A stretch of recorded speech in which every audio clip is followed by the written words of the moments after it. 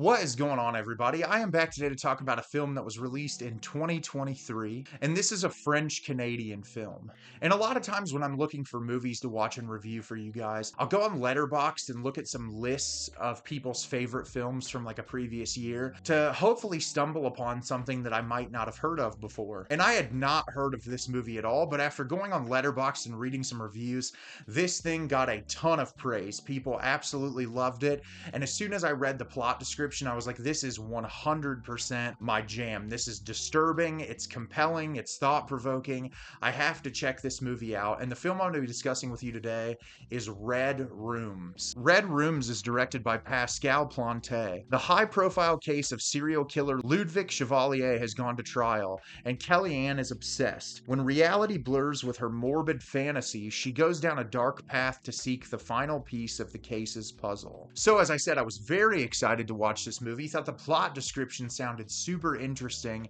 and this would have easily been in my favorites of 2023 if I would have watched it during the year.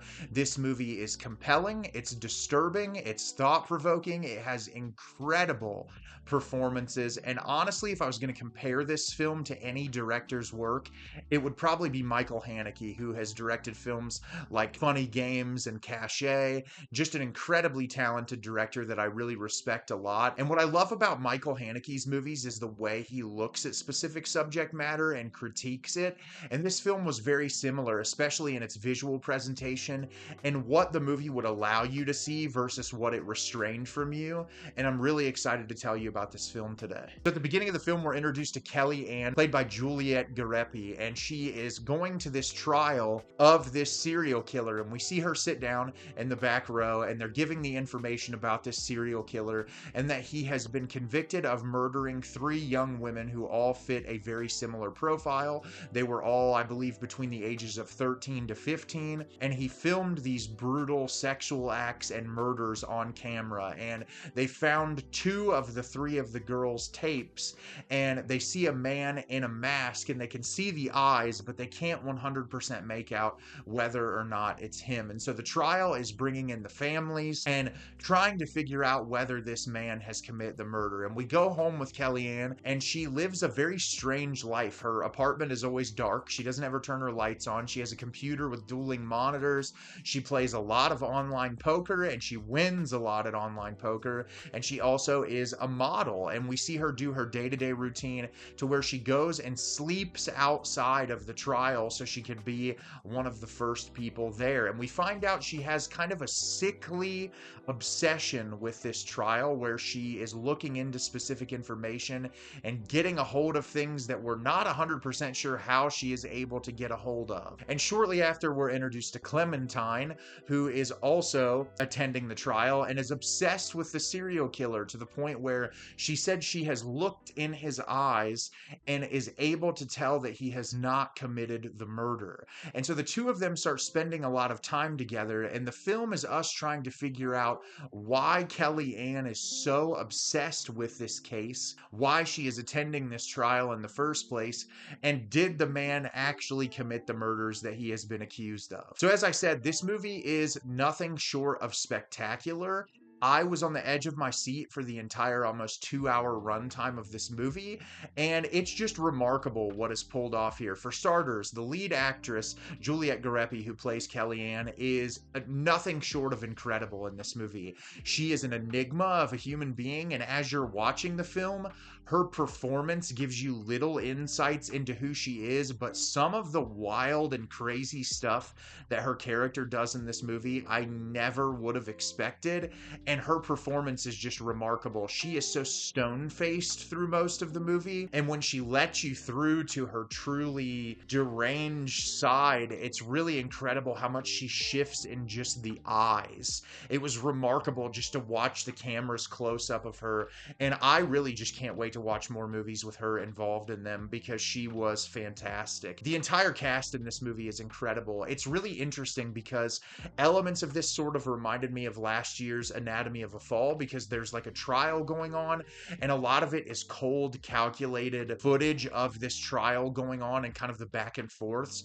And then when we cut outside, it's very different tonally. And I was really appreciative that the director was able to juggle that level of tone. The cinematography in this movie is nothing short of fantastic. It really keeps you engaged in every single sequence. And what I think so remarkable about this movie is I talked a lot about how it reminded me of Michael Haneke, especially in like Funny Games, which is a movie that's very much a commentary on society's fascination with violence and going to the movies and watching films that are inherently violent by nature, and why do we watch these things and what compels us as a society to watch these things. And this movie is very much about people who are obsessed with serial killers or obsessed with true crime, and how we take fascination with these types of things, and how a lot of times people forget that like these types of things have occurred to real people. There are people that wear shirts with like Charles Manson and Jeffrey Dahmer's faces on them, and the way serial killers and people who have got people to commit murder for them have been glorified through the years. It's really interesting because how easily people are willing to strip away the fact that they're human beings. And I think the director does something really remarkable here as to diving into the psyche of these people and like the harm and the damage that it can cause doing so. And what's really great is Kelly Ann's character is very stone-faced, and it's not like she's obsessed with the killer himself. She's more fascinated with the world and like being the first to get to information, where Clementine's character is fascinated with the man. And so you're getting two very different perspectives, which is really interesting for you as a viewer. And the way this thing is shot, it's able to convey information to you in a way that's really disturbing. There's a scene where the two lead characters watch one of the murders happen through video footage, and it's shot through their perspective watching the screen. We just hear noise and see this red kind of engulfing their faces and how they're impacted by what they're viewing. And I think that's so interesting that the director had the restraint of like, obviously if this was in the hands of someone making a horror movie or something, they'd probably try to show the footage, but restraining that from the viewer and just creating that the audio and making you hear that horrific thing occurring is much more spine tingling and horrific than actually showing it to you. And I just thought the choices from the cinematographer made the movie impossible to look away from. And as I said, this really complex conversation about people who are fascinated with serial killers. I listen to a lot of true crime podcasts, and I think true crime is really fascinating, and it's also heartbreaking. And a lot of the true crime I listen to is very much about supporting the families and like looking at it as like these are real people. And a lot of the true crime I listen to are for unsolved cases that are trying to help these families find their loved ones or find the person who has committed these crimes, where you'll see the inverse of a lot of people who create true crime content that's almost like a mockery of the families. And it's really upsetting that people would do that, because these are absolutely horrific circumstances. And I understand, like, you know, in society we are constantly presented with like a lot of heaviness and really awful things, and so sometimes people try to make light of serious circumstances to try to make things a little bit lighter for people. But I also think doing that in these type of circumstances can be incredibly damaging. And so I think the director is able to cover a lot of that through specific scenes and conversations with different characters.